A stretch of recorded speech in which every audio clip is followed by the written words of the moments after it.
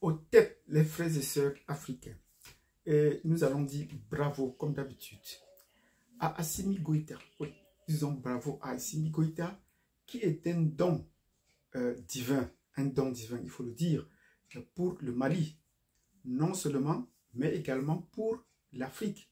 Et encore d'une façon plus large pour le peuple noir en général à travers le monde. Donc, dans cette vidéo, nous allons montrer comment Assimi Goïta est un vrai don divin pour tous les différents niveaux de peuple que nous avons cités précédemment. Donc, avant de commencer, mettez-nous des likes, mettez-nous des pouces, abonnez-vous, cliquez sur la notification et surtout partagez parce qu'il faudrait qu'on se sensibilise les uns les autres, qu'on partage ces informations les uns les autres pour de mieux se réveiller et s'éveiller. Oui. L'Afrique a pris une décision, les Africains, le Mali a pris une décision, a pris des décisions, mais qui ne peuvent pas toujours avoir des répercussions maintenant. C'est pour le long terme. Malgré tout ce que Assimi Goïta a fait pour le Mali, ce que le Mali a fait pour l'Afrique et ce que l'Afrique fait pour le peuple noir aujourd'hui, la France, qui est notre principal rival ou notre principal prédateur, n'est pas toujours partie. La France est encore bien présente au Mali. Et c'est ce que nous allons démontrer dans cette vidéo. Donc, merci déjà de partager. Le temps de vous abonner, de cliquer sur la cloche de notification et nous entrons dans le vif du sujet. Bravo Assimi Goïta.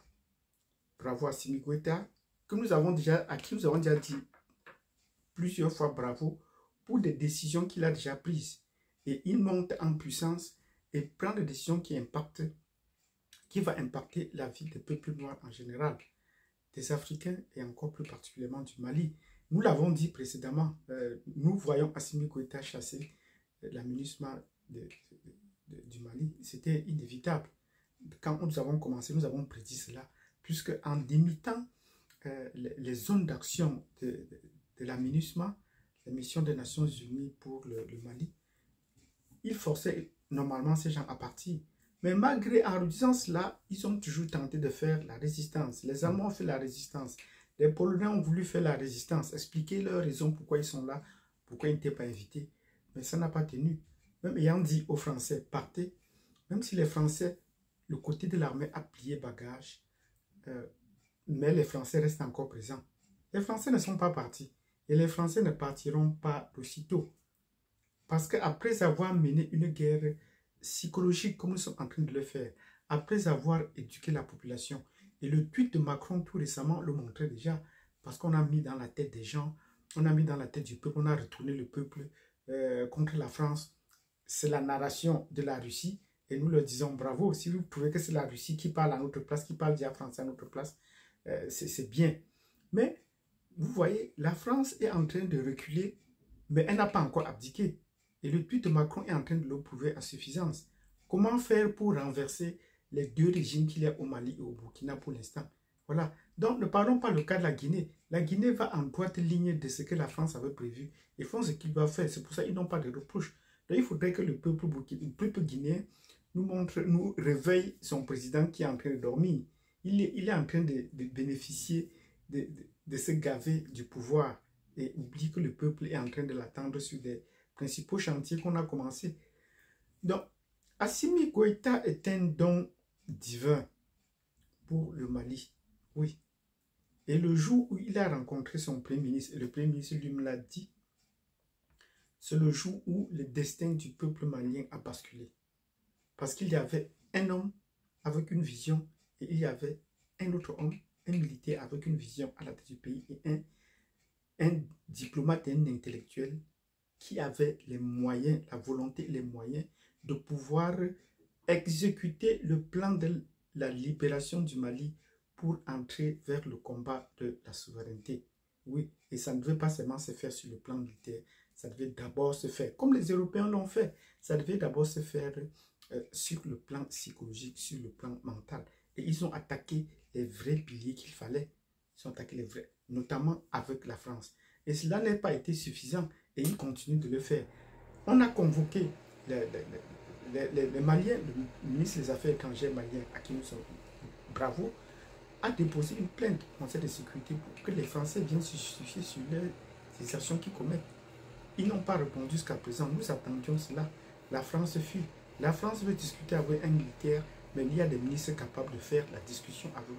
Mais eux, ils ne croient pas. Donc, nous disons dans cette vidéo, bravo à Assimi Goïta, qui a maintenant résilié tous les contrats que la France avait signés depuis les indépendances avec la France, que la France avait signé depuis l'indépendance avec le Mali.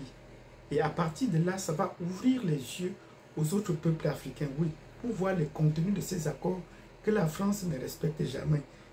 Et ce que la France nous doit, oui, parce il doit avoir un retournement de situation. La France nous doit. Nous devons donc faire l'état des lieux de ce que la France nous doit, ce qu'elle a exploité, les limites de ce qu'elle a exploité, et nous rembourser ce qu'elle a déjà pris, le trop perçu. Il faudrait bien qu'on en arrive là.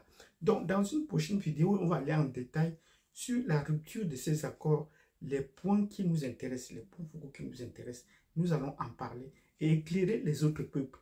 C'est ça aussi des leçons de géostratégie, c'est-à-dire comment le Mali est en train de se battre pour se libérer de l'oppresseur, pour se libérer de son prédateur, pour acquérir sa souveraineté. Et les Français, effectivement, l'ont confirmé. Le Mali a aujourd'hui les moyens militaires pour assurer la sécurité de son territoire. Donc, s'il y a encore des escamots sur le terrain, c'est les escamots de dernier moment. Peut-être des terroristes perdus égarés qui ont été privés de leur source de ravitaillement. Mais encore là, nous disons, malgré tout ce qu'on a fait jusqu'à présent, la France demeure à travers son système de santé. Oui, la France demeure à travers son système de santé. Ce n'est pas très évident, mais le système de santé est un pilier très important. De façon globale, vous allez vous rendre compte que des pays francophones ont un retard ou un recul de leur démographie. Les pays africains sont les pays les moins densément peuplés. La démographie croît peu. Pourquoi? Les présidents français ou la classe politique française dit toujours que les Africains accouchent beaucoup. Pourquoi est-ce que le Niger, qui a le plus grand nombre d'enfants par femme, a toujours une population très très petite? Pourquoi est-ce que les pays comme le Gabon, malgré leurs ressources, n'ont pas encore des dizaines de millions d'habitants? Il se pourrait que les Français sont plus nombreux, soit déjà plus nombreux au Gabon que les Gabonais eux-mêmes, soit déjà passés à un nombre plus, je veux dire le nombre des Français qui ont déjà défilé au Gabon. Bon, les Gabonais eux-mêmes vont se dire, nous sommes la fille aînée de la France, et voilà. Donc nous disons bravo à Assimi Goïta qui a mis fin à ces accords, et on va attendre ce que la France va dire. Nous disons bravo à Assimi Goïta, un don divin, parce qu'on a également voté pour la Constitution. Ça ne faisait l'ombre d'aucun doute que la Constitution allait être votée, puisque la diaspora m'a appelé pour on vote un but pour la Constitution. Ce n'est qu'inévitable, parce qu'on fait une autre Constitution. Et nous le disons bravo parce que nous avons organisé des élections en notre temps, suivant nos propres moyens. On n'a pas demandé à la France de nous prêter l'argent pour organiser des élections et pour les observateurs. Et un pays africain, un autre pays, nous allons revenir là-dessus, disait, nous n'avons pas besoin des observateurs européens parce qu'eux-mêmes ne sont pas observateurs chez nous. Nous y reviendrons. Donc nous disons bravo à Assimi Goïta, un don divin pour le Mali, pour l'Afrique et le monde entier, et le monde noir. Parce qu'en organisant ces élections, il montre qu'on peut le faire tout seul. Est-ce qu'on a prêté de l'argent pour pouvoir acheter les armes? Non. On a utilisé les propres. Les Maliens ont utilisé leurs propres ressources. Alors, comme nous disait tantôt, ces ressources ne sont pas, il n'y a pas de sous-sol des pauvres, mais d'où est venu tout cela? Donc, on a exploité toutes ces ressources. Et nous vous disons, l'hydrogène dont on vante tant, le Mali en a à profusion, vu sa superficie, vu son espace, quel contrôle de la zone presque humide à la zone sèche. Le Mali en a dans son sous-sol. Nous le disons bravo.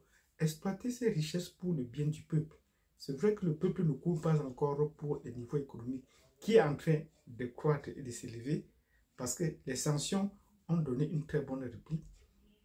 Et cela permet donc de mesurer leur force, d'évaluer ce qu'ils peuvent faire pour eux-mêmes. Donc nous disons bravo à Assimi Goïta. Un don divin pour le Mali, pour l'Afrique et pour le peuple noir, qu'elle continue sur la même lancée. C'est un modèle à recopier, à copier et à diffuser, à parler davantage et à reparler, et à s'en inspirer. Ainsi qu'à son Premier ministre, nous le disons, bravo et de continuer de l'avant pour le réveil des peuples africains. Merci.